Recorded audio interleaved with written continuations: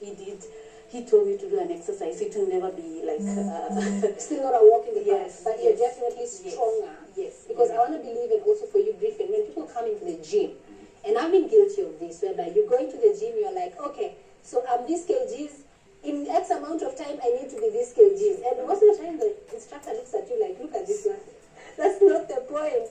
The point is for you to come here and be strong, not necessarily be skinny. Yeah? My advice is to say, when you come to the gym, know that this is a lifestyle. You will do it forever, and it will be part of you. But people come for short time. Like I can give an example. Like you find in the gym mostly in January to February, where you're reaching that Valentine's time, people are so many, and then after them, it goes down. Right now, not much. That's when then people go down, and then they come like, Coach, have I added? Yeah. Do you think I've added? They Just tell me the October, truth. November, December. Yeah, then when the December, I want to go to Mombasa or somewhere. Now I'm just giving you 3 weeks. I want this body to be in this shape.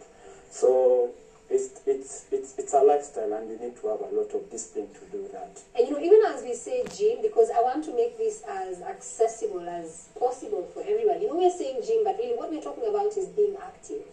And you can be active without necessarily subscribing to a gym. So maybe just tell us, what are some of the ways that people can include activity in their daily lives? What I can say is that if you look at the lifestyle that we are living right now and the lifestyle that our parents lived before, you find like if you leave your office, maybe you'll take an Uber to the house, or if you'll take a lift. So people are not even walking. If you want food, you just order, it comes.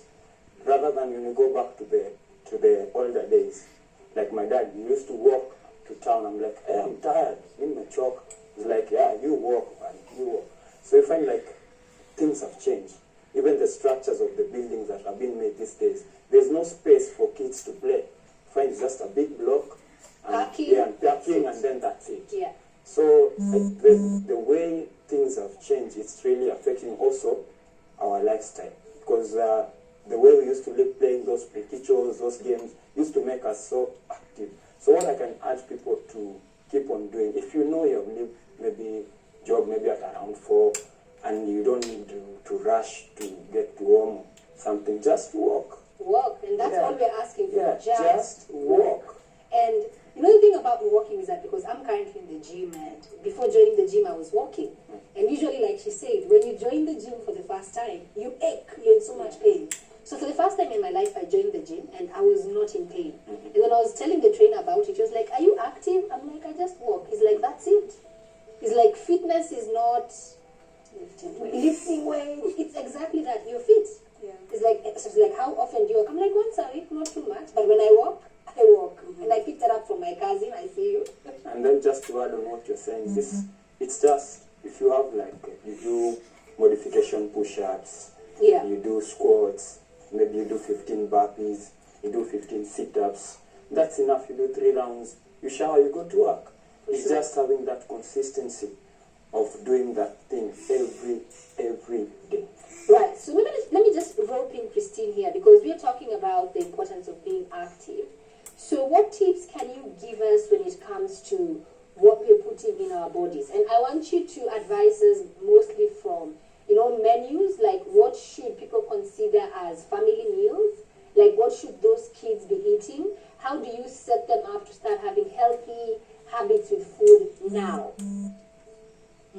That's a really good question. First of all, I want to start by saying, when you're talking about body image and body positivity, sometimes it's not even how we look like, it's what we think we look like. So we find some people who actually, when you look at them, like I'm looking at Joey and I'm looking at you, I'm like, oh my God, you guys are perfect. But then there are things that you think about and you feel and perceive that you feel are not correct or enough in you. And when this perception becomes an obsession, the perception becomes an obsession, then now you're more likely to develop now these other issues with low self-esteem, depression, anxiety, eating disorders, and all that. So the first thing we need to start from is with our families. instill healthy habits. I liked how when Jerry and Dalek, when Jerry was speaking and they were talking about family, I really liked that because